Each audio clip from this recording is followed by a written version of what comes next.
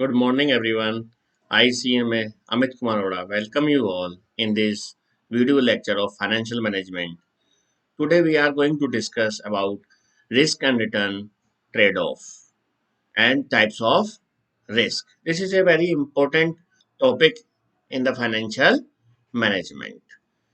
Here, we know risk and return; these are related to each other. Higher the risk, higher the return, lower the risk, lower will be the return. That means जितना risk ज्यादा होगा उतना आपका return भी ज्यादा होगा, जितना risk कम होगा उतना रिटर्न भी आपको कम मिलेगा, क्योंकि रिटर्न जो है वो रिस्क बियर करने के ऊपर डिपेंड करता है.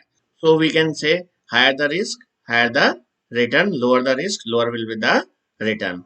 Now if this is the risk and return on x-axis and y-axis, and this is the return. Now we can say low risk, low return, and high risk, high return. So this is the risk and return trade-off. Now moving to the next type of risk.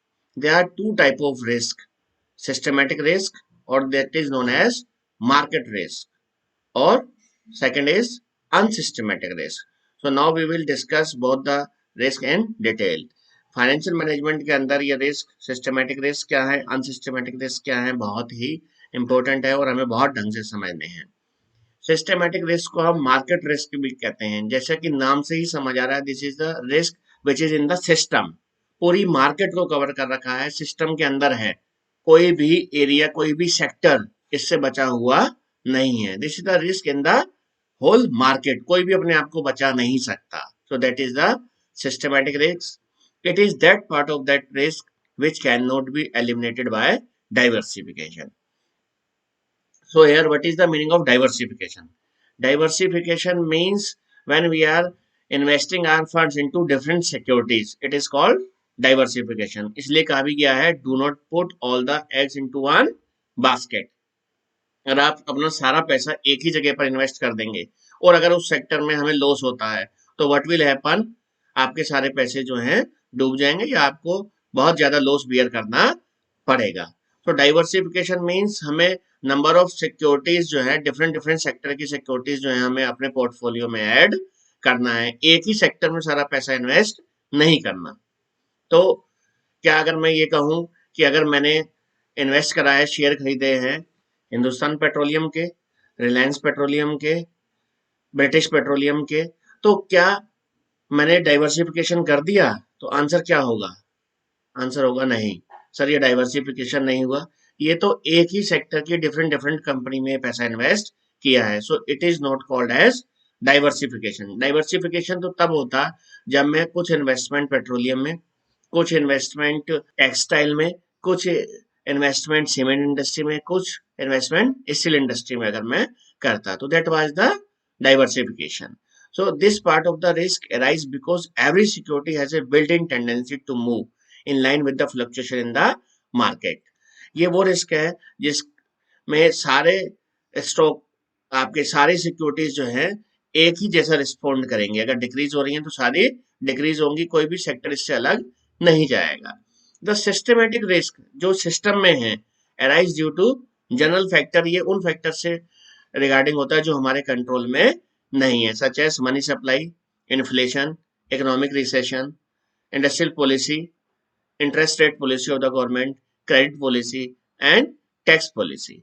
ये हमारे beyond control हैं. अगर इनमें कोई भी change होता है तो ये सारे सेक्टर्स को अफेक्ट करेंगे, ना कि किसी एक पर्टिकुलर सेक्टर को. तो इसीलिए इसको कहा जाता है जो सिस्टम में रिस्क है, जो पूरी मार्केट में रिस्क आया है, that is systematic risk, market risk. और इसे हम कहते हैं अनडाइवर्सिफिएबल रिस्क, जिसको हम डाइवर्सिफाई नहीं कर सकते by diversification. These are the factors which affect almost every firm.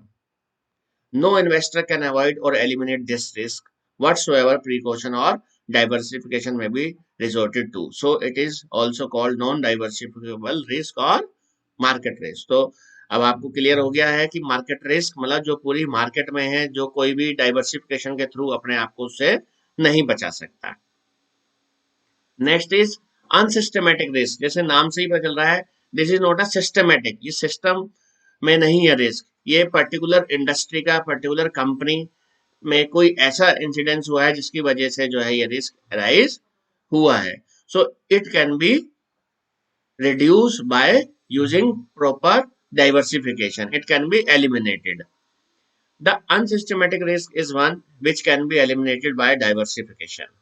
This risk represents a fluctuation in the return of a security due to factors specific to the particular firm. केवल उसी firm से related है या उस industry से related है, and not for the market as a whole. उससे पूरी market को affect नहीं आया है. जैसे कि अगर हम एग्जांपल लें, वर्कर्स अनरेस्ट, स्ट्राइक किसी ऑर्गेनाइजेशन में होती है, मार्केट डिमांड में अगर चेंज आ रहा है किसी प्रोडक्ट की, कंज्यूमर प्रेफरेंस में चेंज आ रहा है, so these are the unsystematic risk. उस पर्टिकुलर इंडस्ट्री को या सेक्टर को ये अफेक्ट करेगा. This risk is also called diversifiable. जिसे डाइवर्सिफाइड किया जा सकता है, एलिमिनेट किया जा सकता है, and can be reduced by diversification. Diversification जैसा कि पहले भी कहा गया था, is the act of holding many security in order to lesser the risk.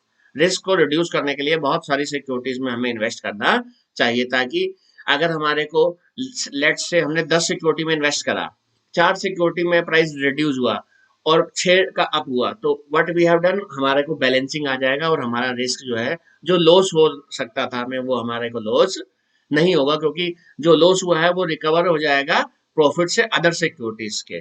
तो इसीलिए हम कहते हैं we should do the diversification, don't put all the eggs into one basket.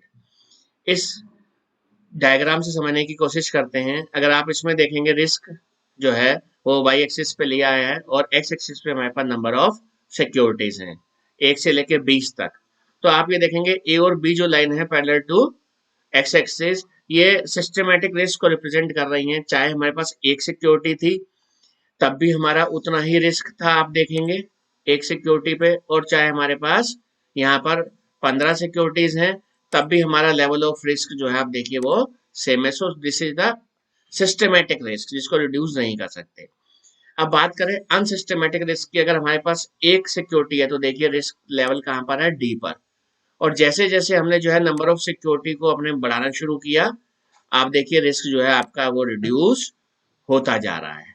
Okay, so as we increase the number of security, your unsystematic risk get reduced. Those systematic risk cannot be reduced. So thank you very much. I suppose you have understood what I have discussed in this video.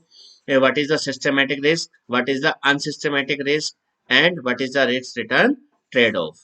So thank you very much. In the next video, we will discuss about CAPM model and APT theory. Thank you very much.